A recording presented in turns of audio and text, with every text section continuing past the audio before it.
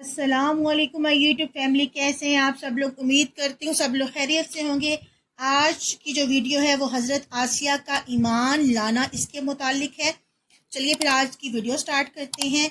حضرت آسیہ رضی اللہ تعالیٰ عنہا نے اپنا ایمان اپنے شوہر فرعون سے چھپایا تھا۔ جب فرعون کو اس کا پتہ چلا تو اس نے حکم دیا کہ اسے گناگوں عذاب دیے جائیں تاکہ حضرت آسیہ ایمان کو چھوڑ دیں، لیکن آسیہ ثابت قدم رہی۔ تب فرعون نے میخیں منگوائیں اور ان کے جسم پر میخیں گڑوا دیں، اور فرعون کہنے لگا اب بھی وقت ہے، ایمان کو چھوڑ دو۔ مگر حضرت آسیہ نے جواب دیا تو میرے وجود پر قادر ہے، لیکن میرا دل میرے رب کی پناہ میں ہے۔ اگر تو میرا ہر عضو کاٹ دے تب بھی میرا عشق بڑھتا جائے گا۔ موسیٰ علیہ السلام کا وہاں سے گزر ہوا۔ آسیہ نے موسیٰ علیہ السلام سے پوچھا میرا رب مجھ سے راضی ہے یا نہیں؟ حضرت موسیٰ علیہ السلام نے فرمایا اے آسیہ، آسمان کے فرشتے تیرے انتظار میں ہیں اور اللہ تعالیٰ تیرے کارناموں پر فخر فرماتا ہے، سوال کر تیری ہر حاجت پوری ہوگی۔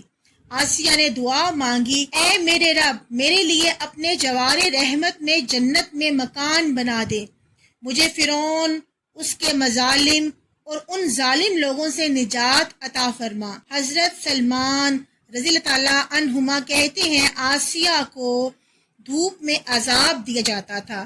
جب لوگ لوٹ جاتے تو فرشتے اپنے پروں سے آپ پر سایہ کیا کرتے تھے اور وہ اپنے جنت والے گھر دیکھتی رہتی تھی۔ حضرت ابو ہریرہ رضی اللہ تعالیٰ عنہما کہتے ہیں کہ جب فرعون نے حضرت آسیہ کو دھوپ میں لٹا کر 4 میخیں ان کے جسم میں گڑوائیں اور ان کے سینے پر چکی کے پاٹ رکھ دیے تو جناب آسیہ نے آسمان کی طرف نگاہ ڈال کر عرض کی، ترجمہ اے میرے رب، میرے لیے اپنے جوار رحمت میں جنت میں مکان بنا۔ جناب حسن رحمت اللہ تعالیٰ کہتے ہیں اللہ تعالیٰ نے اس دعا کے طفیل آسیہ کو فرعون سے باعزت رہائی عطا فرمائی اور ان کو جنت میں بلا لیا، جہاں وہ ذی حیات کی طرح کھاتی پیتی ہیں۔